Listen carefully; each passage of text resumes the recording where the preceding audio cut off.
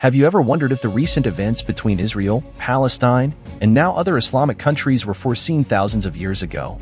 The words of the prophet Zechariah, written over 2,000 years ago, seem incredibly reflective of the current war, where armed men crossed the Gaza border, occupied territories in Israel, looted homes, attacked women, kidnapped Israeli citizens, and indiscriminately killed men, women, and children. Is it a coincidence or the fulfillment of a prophecy indicating what is to come? That's what you'll discover today. Zechariah, in one of his visions, recorded, "For I will gather all the nations to fight against Jerusalem. The city will be captured, the houses plundered, the women violated, and half the city will be taken captive." Zechariah 14:2. My brothers, this passage is very serious and will make you ponder. You need to stay until the end of this video to understand the connection of these points. But before that, let me introduce myself. My name is Bruno Cordero, welcome to the channel, and I really want to ask you, do you believe that Israel is just defending itself, or has it gone too far? And about Hamas, do they want to liberate themselves, or are they actually just causing terror? Comment, I want to know your opinion, and don't forget to subscribe to the channel. Jerusalem, with thousands of years of history, is central in many prophecies. The book of Zechariah, from the Old Testament, attributed to the prophet Zechariah, dated around 520 BC after the exile, contains various unsettling prophetic quotes that have been fulfilled over time. Let's examine some of them, offering explanations and interpretations, comparing them with the events between Israel and Palestine. In Zechariah chapter 14, verses 1 to 4, he prophesies about the day of the Lord, describing the gathering of nations to fight against Jerusalem, the city's capture, and specific events such as looting, violence, and battles. Behold, the day of the Lord is coming, and your spoil will be divided in your midst. For I will gather all the nations to fight against Jerusalem. The city shall be taken, the houses plundered, the women ravished, and half of the city shall go into captivity. But the remnant of the people shall not be cut off from the city.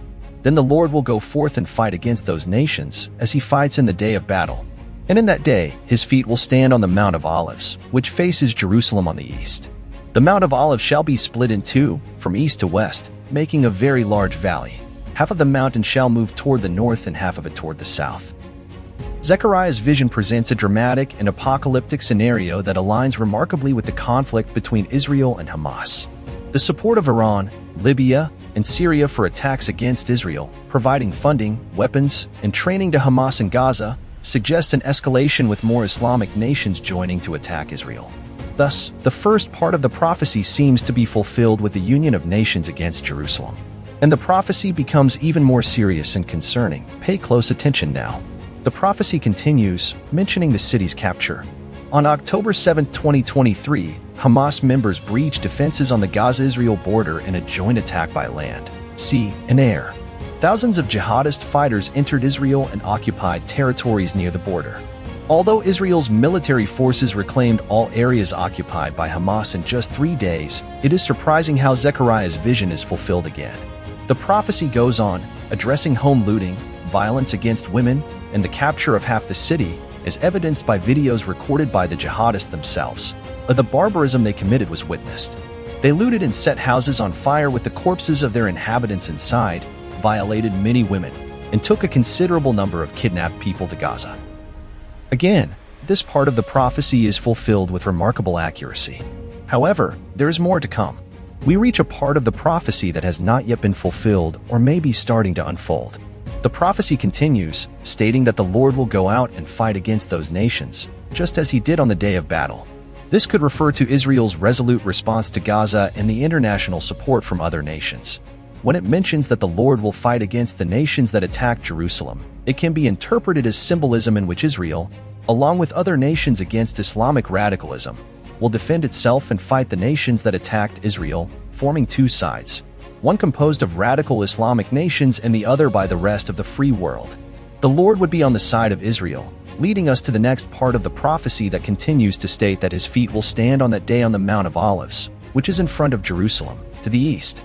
The Mount of Olives will split in half, from east to west, forming a large valley, with half moving north and the other half moving south. Will the world be truly divided, or is it figurative? The Mount of Olives is a significant location for Christians, and it is there that Zechariah says a miraculous action of God will occur, where the mountain will split, separating east from west. It is inevitable to think otherwise, that of a world divided into two sides between East and West, as seen before, and that this division symbolically begins there in Jerusalem, Israel, separated by a vast valley that symbolizes the vastly different ways of thinking between the two sides.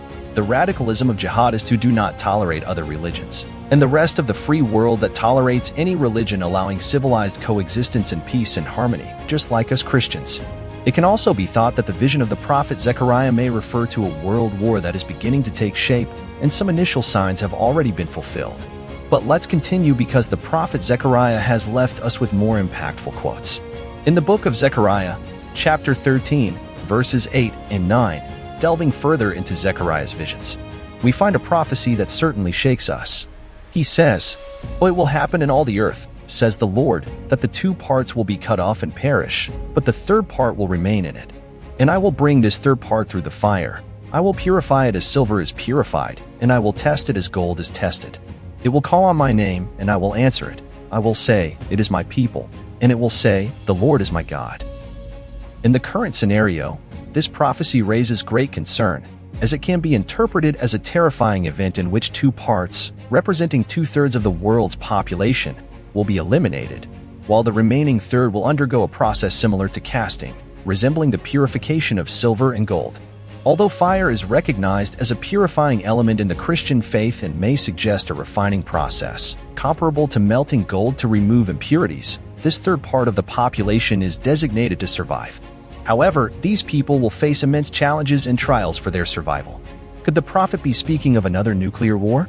We all know the impacts of a nuclear war: explosions that devastate everything within their reach and contaminate the atmosphere, resulting in a nuclear winter and extremely complicated survival conditions. Is Zechariah warning us about a war in which 2/3 of the world's population will lose their lives? Or is it about another type of disease that will come and decimate the population? In the book of Zechariah, chapter 14, verses 12 and 13, the prophet Zechariah persists in his visions, leading us to another impactful scenario. He states, "And this shall be the plague with which the Lord will strike all the peoples who have fought against Jerusalem. Their flesh will rot while they are still standing on their feet. Their eyes will rot in their sockets, and their tongues will rot in their mouths. And it will happen on that day that a great panic sent by the Lord will be among them. Each one will seize the hand of his neighbor, and they will raise their hands against one another." These words describe an apocalyptic scenario in which the nations opposing Jerusalem will face a devastating plague. Furthermore, panic and confusion will prevail, leading people to confront even their own allies. It is inevitable to ponder whether this mentioned plague could be triggered by the use of some biological or chemical weapon. Throughout history, we have witnessed how diseases and plagues have altered the course of nations and civilizations. But the prophet also brings a very important message of comfort. Check it out now. In the book of Zechariah, chapter 14, verses 16 to 19, finally, the prophet Zechariah leads us to a vision of hope and restoration. He communicates, "And all who survive from the nations that came against Jerusalem will go up year after year to worship the King, the Lord of hosts, and to celebrate the Feast of Tabernacles. And it shall be that if any family of the earth does not go up to Jerusalem to worship the King, the Lord of hosts, there will be no rain on them. And if the family of Egypt does not go up and enter, upon them shall be no rain. There shall be the plague with which the Lord will strike the nations that do not go up to celebrate the Feast of Tabernacles. This shall be the punishment of Egypt and the punishment of all the nations that do not go up to celebrate the Feast of Tabernacles." This prophecy depicts a period of peace and unity where nations will converge in Jerusalem to celebrate and worship. It is a beautiful image of reconciliation and harmony after times of conflict and desolation. However, it comes with a warning. Those who abstain from this celebration will face consequences, such as a shortage of rain, a symbol of blessing and prosperity in the scriptures. Additionally, they will be afflicted by the aforementioned plague. It is crucial to remember that the interpretation of scriptures, especially prophecies, can be complex and subjective. While it is tempting to look for signs and direct connections to current events, we should approach the scriptures with humility, prayer, and discernment. Beyond the interpretations and connections we may make, the power of prayer and faith in times of crisis is undeniable. Instead of succumbing to fear or despair, it is a moment to strengthen our relationship with God, seek His guidance, and trust in His divine plan. History has shown us that even in the darkest moments, faith can be an unwavering source of strength and hope. Therefore, Regardless of how we interpret current events in relation to prophecies, let us always remember to keep our faith strong, pray for peace and reconciliation, and believe in a better future. Like this video? Make a donation of any amount to the channel and help us produce more videos like this and bring the gospel to more people. Click on the link in the first pinned comment. We count on your generosity. Watch the video we made talking even more about this topic. Click on the suggestion that appears on the screen and don't forget to subscribe to the channel. See you there.